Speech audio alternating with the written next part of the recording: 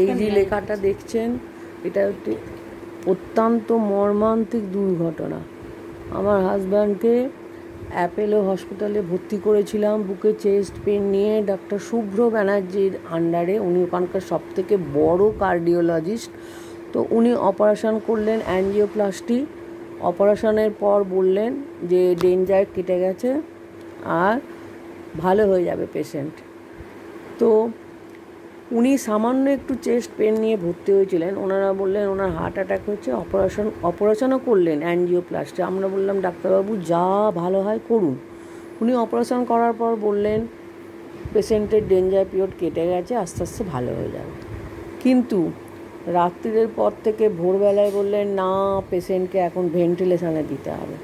ভেন্টিলেশনে দেওয়ার পর পুরো একদিন ওখানে রাখার পর ওনারা কন্টিনিউয়াস আশ্বাস দিয়ে যাচ্ছেন ভালো হয়ে যেতে পারে, ভালো হয়ে যেতে পারে। কিন্তু সাপোর্টিং অর্গান দিয়েও লাস্টে দেখা গেল উনি ডেড হয়ে গেলেন। অথচ ওনারা 10 লাখ টাকা বিল করে দিলেন। আমি চাই এই ব্যাপারটা নিয়ে সবাই একটু প্রোটেস্ট করুক। ওনারা পুরো এটা ফলস ভেন্টিলেশনে রেখেছিলেন আর এত টাকা বিল করার জন্যেই।